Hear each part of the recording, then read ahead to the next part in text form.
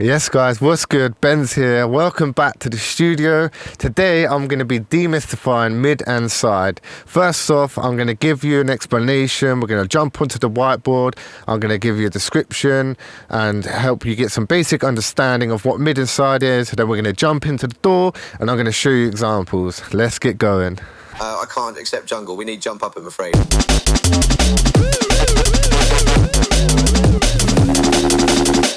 Okay, so mid-side, for me, when I first started producing, was a total mystery. But don't worry, by the end of this video, we're going to have it explained and hopefully you'll understand it. If you are struggling with this topic, watch this video back. If you have any questions, queries or concerns, drop a comment down and I can reply. So mid and side is essentially mono signal and stereo signal. Now, an easy way for me to explain this, and bear with me here, is with sight. So, right, you have two eyes. If you were to cover up one eye and try to grab an object, you will probably find you'll struggle to grab that object. And the reason that is because your eyes compute and your brain uses both eyes to look at where that object is. And it's the same for stereo, okay? So anything in stereo, you can essentially put in a place, but with audio. And that means you can put stuff over here, to the left, to the right, essentially put a sound in a space. So if we look at these images here, I'm going to quickly refer to span. If you don't know what span is, refer to my previous video about analyzers. So on span here, okay, so this purple is the mid, the mono signal, and then this pink graph here is the stereo.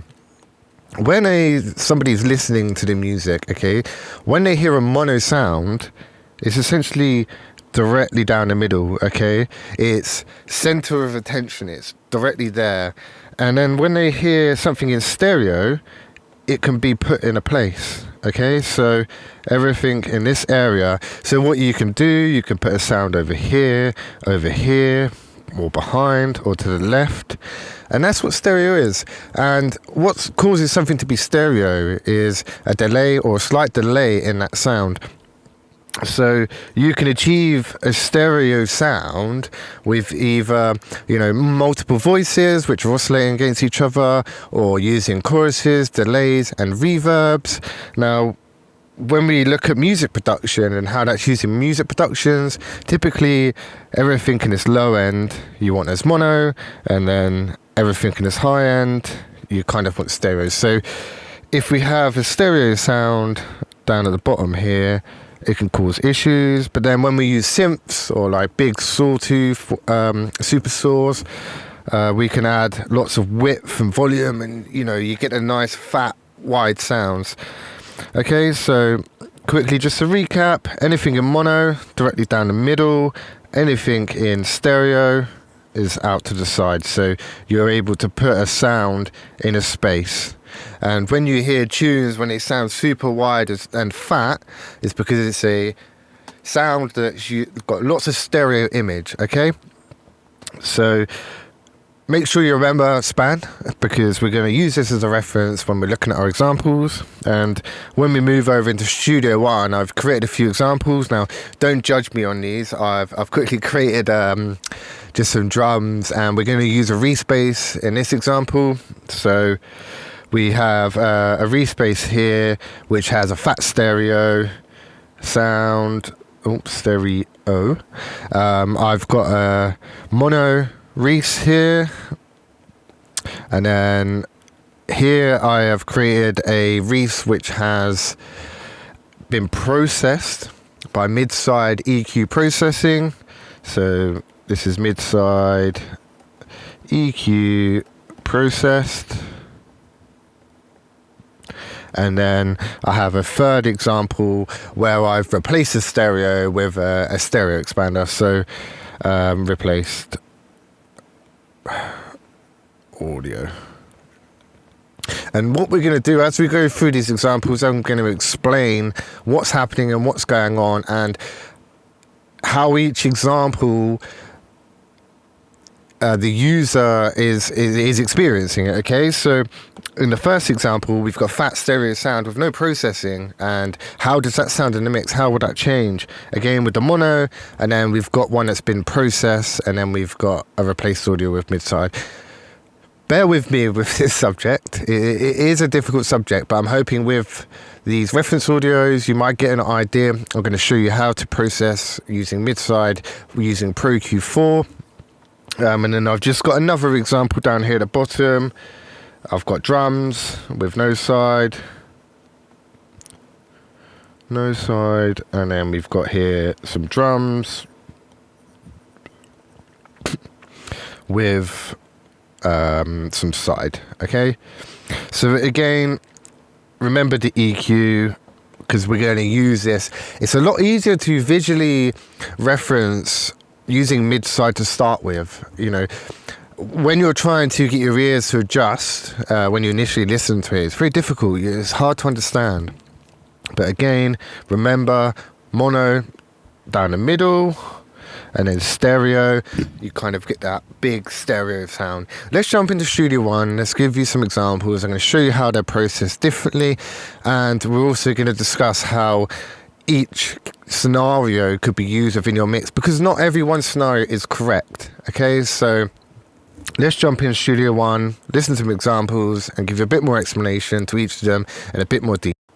Okay, so this first example we've got here is an unprocessed Reese, and it has mid and stereo signal. It has a lot of information down in the low end. It sounds quite fat, loud. And what we're going to do, we're going to play this sound, refer to span, the analyzer over here, and you'll see, remember, the purple's mid and the pink is stereo. We'll just give it a quick listen, and then we can give you a bit more explanation on the sound.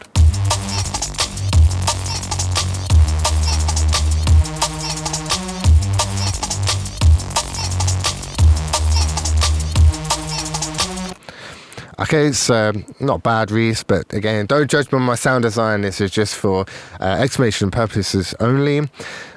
When you look to the analyzer, you can see a lot of pink information down at the low end. Remember, in this example, purple's mono, pink is the side information, and it sounds quite fat and wide.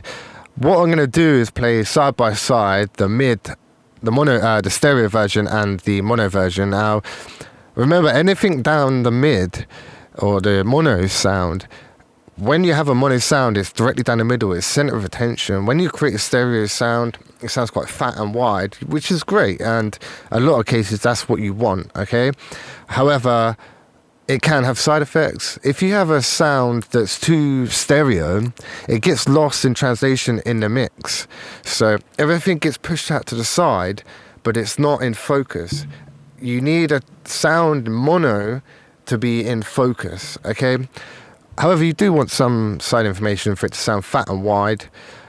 So let's listen to both side by side. We've got the stereo one in the orange and then the mono in the green. And what I want you to listen for is the fat, the width, kind of the muddiness of the first example. And then when the green example plays, you'll hear it becomes center of attention. You can hear it cleanly. So I'll just play them again side by side, stereo first, mono second.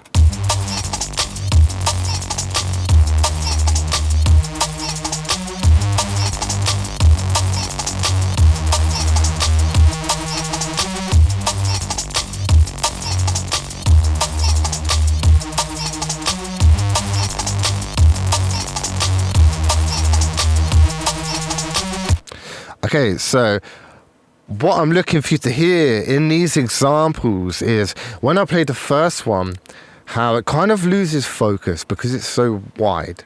And when you listen to the green example, how the Reese becomes in focus. It's down the middle. That's the mono sound. Now, I'm not saying stereo is a bad thing. However, in this example, maybe the stereo width in the first example is too wide, so it loses focus. And the listener isn't. The listener's listening, but it's kind of too wide. It's not center of attention.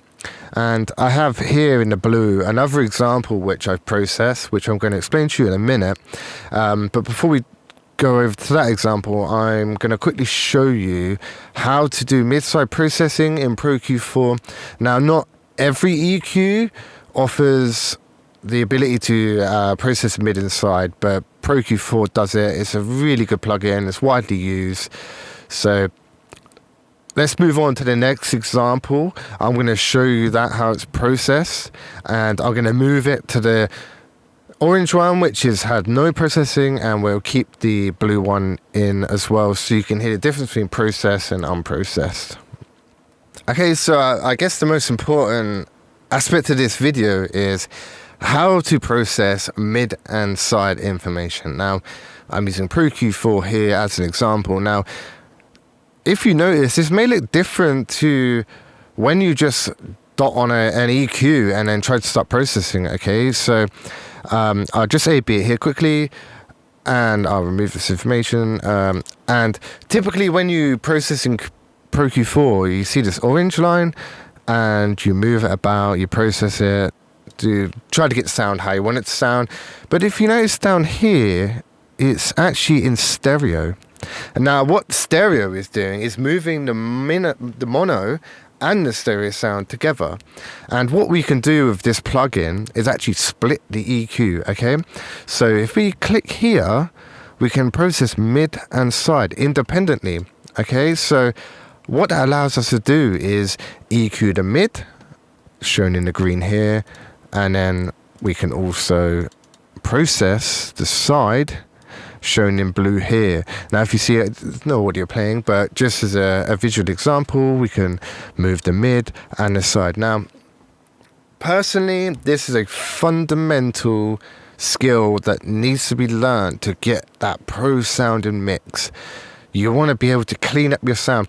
Too much side information down at the low end causes these muddy mixes, and they're not in focus. So if you're finding you're having issues with sounds when you're playing them and they don't sound the center of attention, it could be because your sides are too high and your monos are not in focus. So if we go back A/B, here's what I've done in this example. It's quite drastic, bear in mind.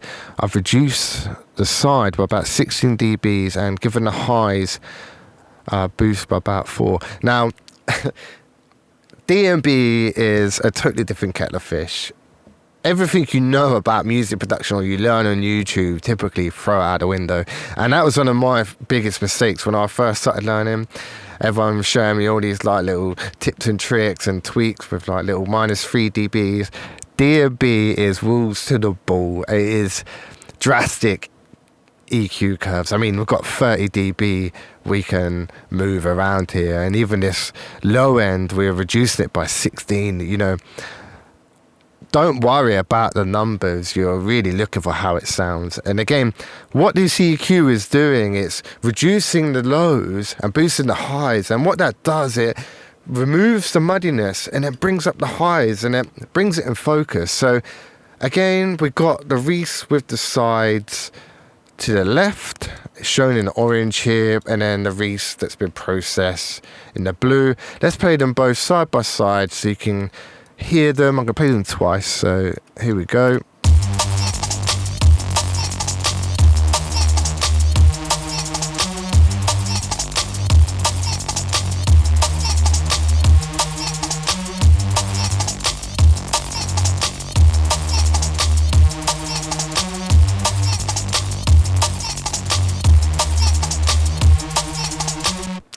Now, I hope you could hear that, but the recent orange has that low end and it sounds, in my opinion, kind of muddy.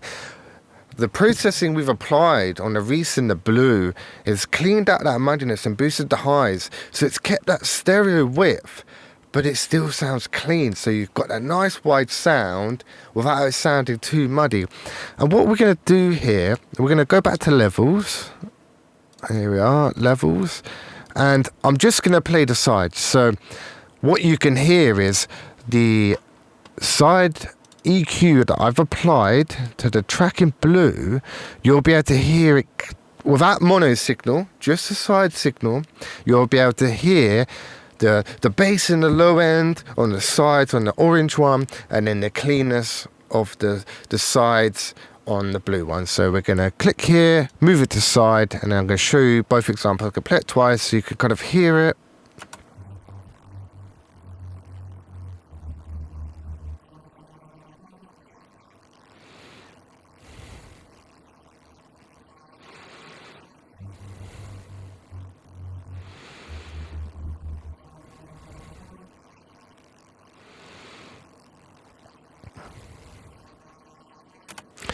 Okay, so what we've essentially done with this processing is all of that bass, all of that muddiness that's out in the width, we've pulled it in. We've reduced the muddiness. We've cut it out. And when you play that in the mix, it creates a much nicer sounding mix, less muddy. You know, you've got in a digital track, not in this example, it's quite basic, but obviously we're trying to make it easy to understand.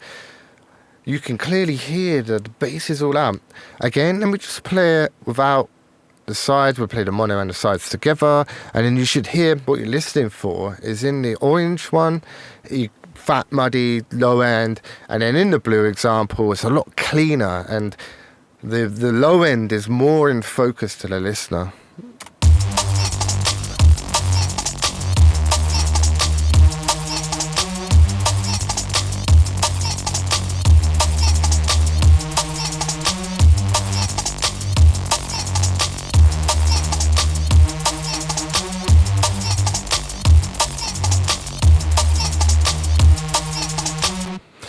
Okay, so there you are. There's the two samples, one unprocessed, one processed. I hope you could hear it. Again, if you have any comments, queries or concerns, drop them in the comments and I'll reply back and hopefully expand a little bit more if you're struggling with this topic. But what we're going to do now is we're going to move on to another example. I'm just going to take the drums first. I've got drums here with no sides and drums with sides, and adding sides to drums is a really good thing, but again, we want to remove that muddiness. I'm going to apply the EQ, I'm going to remove it and play it so you can hear the difference. I'll cut out the lows on the sides, so what you should be listening for is the high ends, the hats, the snare kind of gets expanded by the use of mid-side processing. Okay, so here in this next example, we're going to look at some drums. And again, with the previous example, with drums, you want to remove the low end because you want the kick in focus. It sounds very odd when you have side information on the kick. So you don't want the kick sounding loud. You want the kick in mono, down the center of attention. Ultimately, the kick is a driving factor of any tracks, whether you're looking at house, trance, dance, drum and bass, or whatever. So I'm going to play both examples now. If you see on this EQ, I've cut about a kilohertz, and all that's essentially done is remove the low end. I'll play them both together side by side, and then in the next example, I'll remove the EQ and reapply it so you can hear how it sounds with the side information and without the side information.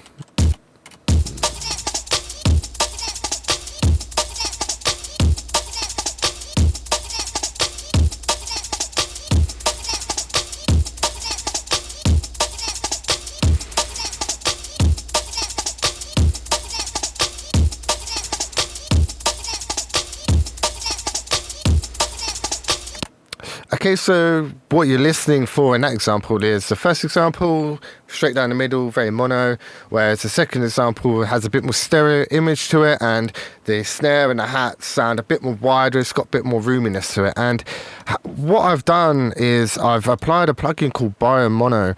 This is a free download, very good plugin, and what this plugin does is it creates a slight delay, and by creating a slight delay in your left and right signal, it creates a stereo sound. Okay, so we can take any mono sound and apply this and create a stereo sound from it. So what we can do here, I'm going to remove the EQ from this example so you can hear how it sounds without the EQ applied and then with the EQ applied. So I'm going to disable it first, and then you can hear the sound. What you're looking for is the kick kind of loses focus. It's not down the middle. It's not center of attention. So this first example will be without any processing applied.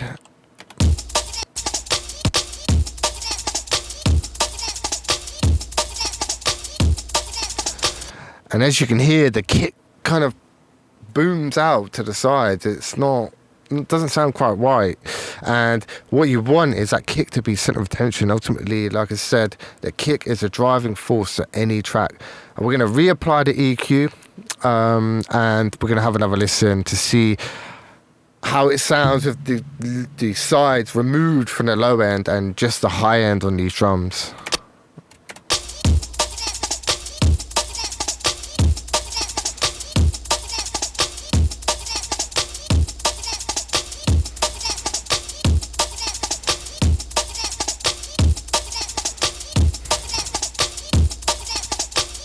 So there you are. In this example, you can hear how the kick just gets pushed out to the sides. It's not center of attention. And again, as I said, the kick needs to be center of attention by adding a dynamic expander such as bi-mono. It allows the snare and the hats to have a bit more width to it and a bit more wider sound. So there you have it. Just some quick examples of mid-side processing in drum and bass with some respaces and some drums. I get it, it's a difficult concept to grasp, but rewind the video and you can go back over any of the topics. If you have any queries, questions, concerns, drop them in the comment, and I'll try to expand further. I do think it definitely needs a part 2. It's a bit more complex when you move into other stereo plugins such as choruses, reverbs, delays. There's many ways to achieve stereo signal on a sound, but I hope you found it useful. If you did, drop a like, drop a comment, make sure you subscribe, get your notifications turned on for my next video. I'll leave a link in the description for my music if you want to check me out on Spotify, SoundCloud, all that good stuff, and I'll catch you on the next one.